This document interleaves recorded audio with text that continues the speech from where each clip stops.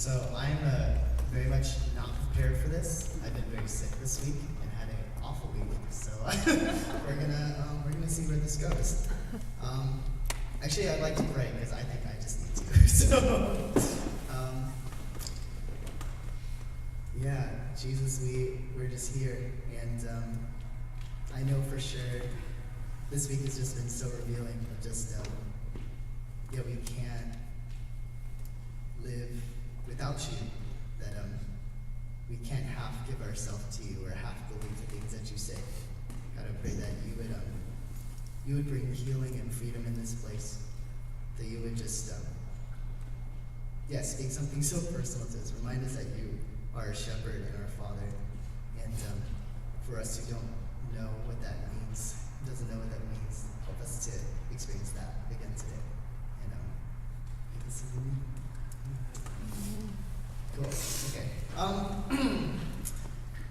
So I grew up here in the valley. Actually, we moved around a lot, and so if I had to really summarize what my whole life is kind of like, I guess it's like a constant battle of fighting for approval.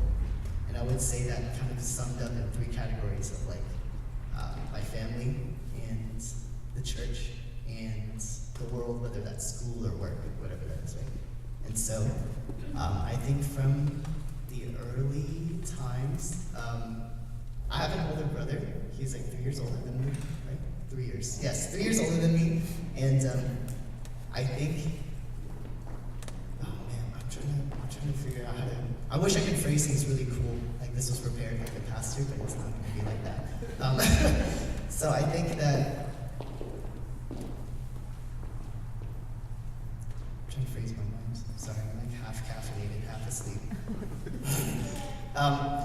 I think there was this constant need to fight for approval. I felt like I was always, I prepared something. I'm so sorry. I'm all over the place.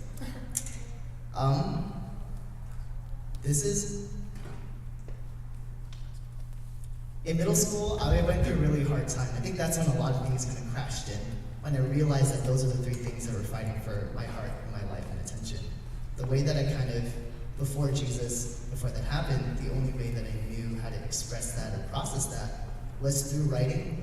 And it was actually because John actually showed me what hip-hop music was and kind of told me about like what rapping was like originally kind of doing and just like expressing, whether it's for fun too, of course, like the party scene, but there also is that side of like poets and people just expressing and feeling, kind of like a song. And so I felt like in this week of me hitting a really rough patch, it kind of reminded me of what it felt like pre-Jesus. I felt like I was up in bed and I couldn't sleep and I'm just writing in this notepad again. And I want to share that with you, just to kind of, I think it helps set what my problems generally are. So, oh man, I don't know if this is too bleak. Are y'all ready for bleak stuff? Is that fine? Can I share some bleak sounding things? Okay, I need to make sure I didn't get like parents' approval right now. I share some bleak stuff. Okay, that smile means yes, I guess. So, all right.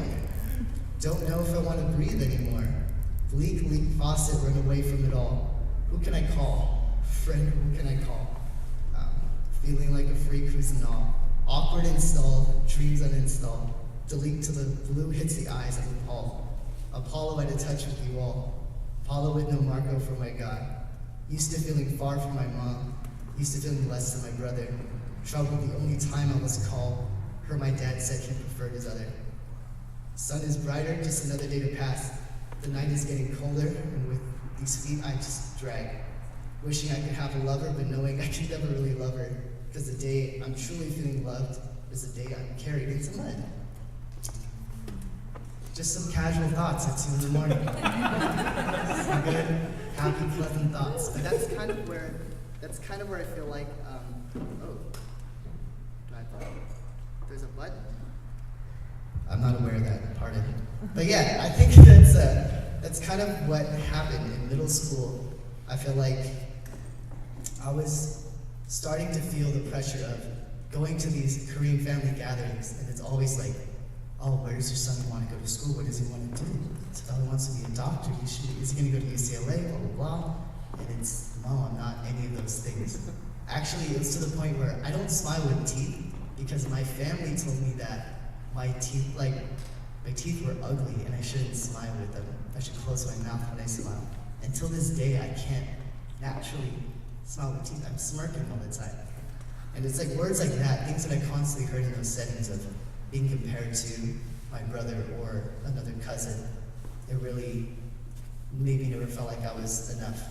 And then in school, I think there's always that, I guess like earlier on, maybe it's a different generation now, but there's just this idea of like being cool enough or being popular. And that was something that I never measured up to. There's always some cooler kid versus just, oh, this nerdy whatever. And I think in church, there was even that. I feel like since I was raised in a lot of Korean churches, even that cultural like, oh, like praise God, your son got into UCLA. Like, oh no, your son got into Cal State. I'm so sorry, let me pray for you. And I think that there was this like weird like mixture of like culture getting infused into what faith is, and it's just not what it is, right? But growing up in that for like up until high school, I think like that caused me to never feel like anything, like anything significant, or like I guess feeling like the loser, no matter where I'm at. And I think a lot of that pressure kind of caused me to try and cope, whether it was through drinking or other things. I stepped away from the church for a few years because I didn't feel safe, because it was like, I'm being bullied or hated just as much as school. Like, why would I come if I'm not holy enough, if I'm not good enough? And so I think that in that period, it really spiraled into a lot of not so good things, with a lot of things that harmed myself in many ways. I feel like I even started like exploring different spiritual paths, and those were working, and like it scared me, because I think there's like this, like the spiritual realm is real, and I think that I've always felt that, but when I started tapping into other sides, then it's like, oh, that's scary. It's scary, it works, and it's strong. And so I should probably explain when it actually got better. So in 9th to 10th grade, I think I was pretty set on like, I still want to live. I think no matter where I tried to fit in, whether it's those 3 things that I feel like are key life choices, like, oh, if your family's not working out, at least you got the church, or at least you got your friends, right? When you don't have any of those options, it's like, oh, what's the point? There's no reason. I think I was really firm on like, I just don't want to live past 17. And I was trying to like practice doing enough things to myself to where I wouldn't make it. But one day I was kind of praying in my room, and I was trying to pray to other things before, because I wasn't going to church.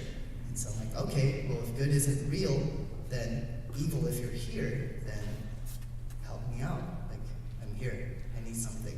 And then I felt a weird presence, and I think that's when I felt the Holy Spirit for the first, like for a really long time, be like, in a really weird, sober, and calm tone, be like, hey, normal people, they don't pray to that. Oh, yeah, you're right. Because normal people would just be like, I'm just going to do my thing. But it's like, that's kind of psycho. It's kind of crazy. Why would you do that? Like, yeah, you're right. Oh my gosh, what am I doing? So I started praying. I'm like, okay, God, if you're real, it seems like you are now, because you said something for the first time in a while. But if you're real, then show me the place. And so, like, God showed me this picture of the church, and yeah, I haven't been there in like 10 years. I think that was his first, I found out later that was the church my dad got saved at like, I don't know, like 20. But some random church I went to touring for, and I went there, and then the first thing that happens is like the pastor's like, oh, you're greeting me, and then he's like, oh, there's a retreat the next day. And then the Holy Spirit was like, you should go. And I'm like, I hate you. Like, I don't want to go. I've been to so many retreats at that point. It's 9th grade, and it's like, all right, night 3 is when everyone cries, and it's like, yeah, give your heart again. It's like, yes. And then everyone ignores you the next, like, 5 weeks. So it's like, I've done that. I grew up in that. It's kind of expensive, and the shirts don't look good. But then this time the Holy Spirit was like, oh, you should go. And I'm like, fine. Like, this is fine. I'm trying to give like an ultimatum, like, if nothing happens this time, I don't want to do it anymore. I've been playing church my whole life. I know how to be polite Christian Korean kid. I know how to do it. And so, for fun fact, the retreat was awful. I got ignored for like the whole time. I stayed in my cabin, no one even noticed I was gone. So I missed like 2 days completely. And then one day, the one final day, they're like, oh, like, we're gonna have a time on confession, come up, like share your struggles, and like, maybe some people will pray for you if they want to. And so, not like that, but that's what it was. And so then people are going up and sharing, but they're sharing like these really whack problems, like I didn't get the phone that I wanted, and people are like really broken about them, like, bro, come on, like, is that your problem, bro? I'm like, I have no friends. I'm like, my arms are bleeding because of me, and like I just drank like in the cabin, like I just like, bro, you think like not getting a phone is a problem? Like, oh my gosh, like get over yourself. I was so mad. And so then there's like 40 minutes of this going on, and I'm like, oh my God, kill me. And then someone was like, oh, you should go up, like being very nice, like the teacher. Like, yeah, you should go up. I'm like, no, like I'm just gonna just, no. And so then eventually I got pushed up, right? So then instead of sharing my problems at first, I was like, all of y'all are stupid. Why are you? I was so mad. I was like, what, is that a problem? Like, and then I kind of eventually shared what I was going through, right? Because I'm just like, I'm hurt, I'm just fragile, and just like, yeah, so I started sharing, and then in the midst of that, I had like an outer body experience, and I've never experienced it again after that, actually maybe one time. But, so as I'm sharing it, I'm just sharing this testimony, and then it feels like my spirit like steps back. But I'm still hearing myself talk and just be like, yo, we're stupid, blah, blah, blah, blah, right? But then in my spirit, I'm like, I feel myself like disconnected. And then I hear God, like, I feel the presence of God next to me. Kind of like he's just standing beside me. And he's like, oh man, like, you've come a long way. And at that moment, he flashed back all of those church retreats of me just in the back room, over there, like, just like in the back room and just crying and just like, God, why don't you speak to me? Everyone's crying, everyone's receiving, like rededicating their lives, but I don't feel a single thing. Why not me? I've never been chosen, like in my family or in school, in these church retreats. It seems like you always pass over me. You don't want me. It doesn't seem like many people did, right? So I'm just like, all of those memories flash back. And so then God says like, oh, it's time to come back.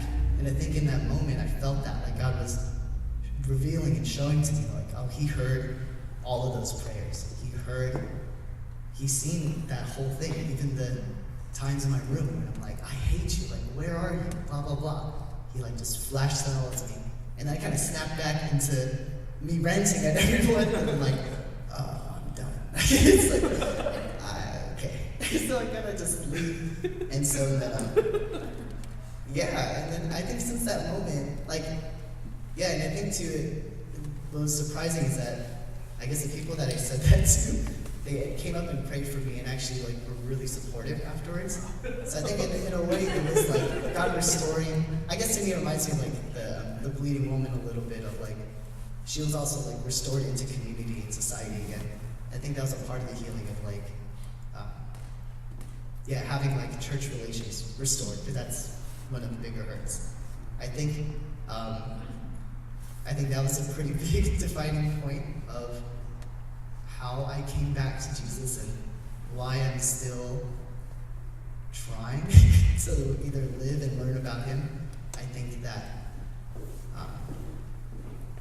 I guess, an encouragement to y'all, I guess, is, I guess things that I've learned from that, my life, I guess, is that I appreciate that God is the one that seeks the one sheep out of the 99. I think that there's this big mantra of like God loving losers and God loving outcasts that I feel like has been revealed in my life. Of like, I was, I guess, the person that no one wanted to follow up with or hang out with or whatever, but God would chase after someone like me. I think that's like a part of, I feel like that's his heart, just like someone who would go after the person no one wants to go be with. And I think too, in general, because I still struggle with these things, like I still like find out more and more that like, man, these root problems of fighting for approval, like disconnection from my culture, and yeah, I think that I pray that I guess progress. I think struggle and progress still show fruit, versus like I'm not 100% zapped okay. Like after that moment, I think I should have been, but like you know, like but I'm still like, man, I'm still this week 2 a.m. writing some bleak iPhone poetry question mark, you know, like but still like that. I think progress is still fruit, and still is a sign, still is a miracle in itself. And so that's kind of where I'm coming from. I don't know how to end it, but yeah, that's it.